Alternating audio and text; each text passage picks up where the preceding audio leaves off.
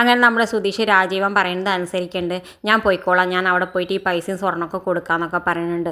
ആ സമയത്ത് നമ്മുടെ നിധി പറയുന്നുണ്ട് നിങ്ങൾക്ക് ഇത് ചെയ്യാൻ പറ്റുമോ എന്ന് ചോദിക്കുന്നുണ്ട്. ആ സമയത്ത് നമ്മൾ നിധിയോട് സുധീഷ് പറയുന്നുണ്ട് നിന്നെ എന്നെ അത്രയും ആൾക്കാരുടെ മുന്നിൽ ഞാൻ തട്ടിക്കൊണ്ടുപോയില്ലേ, പിന്നെയല്ല ഇത്രയും ചെറിയൊരു കാര്യം, അതൊക്കെ ഞാൻ ചെയ്തോളാം എന്നൊക്കെ പറയുന്നുണ്ട്. ഇതൊക്കെ കേൾക്കുമ്പോൾ നമ്മുടെ നിധിക്കാണെങ്കിൽ വല്ലാതെ സന്തോഷമാവുന്നുണ്ട്.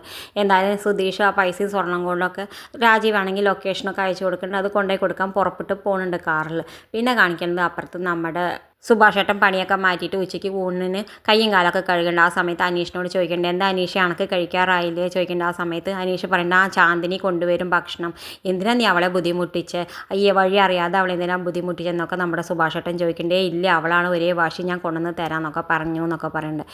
എന്തായാലും ചാന്ദിനി ആ സമയത്ത് ഭക്ഷണമൊക്കെ കൊണ്ടുവരുന്നുണ്ട്, വിളമ്പി കൊടുക്കുന്നുണ്ട് നമ്മുടെ അനീഷിന്. ആ സമയത്ത് നമ്മുടെ സുഭാഷേട്ടനോട് പറയുന്നുണ്ട് ഇത് എടുത്തോളൂ എന്നൊക്കെ പറയുന്നുണ്ട്. ആ സമയത്ത് സുഭാഷേട്ടൻ പറയണ്ടേ ഞാൻ കൊണ്ടുവന്നിട്ടുണ്ട്, നീ ഭക്ഷണം കഴിച്ചോ ചോദിക്കേണ്ടത് ചാന്ദിനിയോട്. ഇല്ല.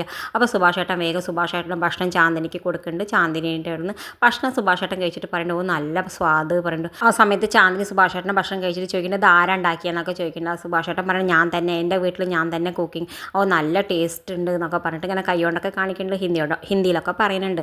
എന്തായാലും സുഭാഷേട്ടൻ അതൊക്കെ കേൾക്കുമ്പോൾ വലിയ സന്തോഷമുണ്ട്. പിന്നെ കാണിക്കുന്നത് നമ്മുടെ നീതു ഹരീഷിനെ വിളിക്കുന്നുണ്ട്.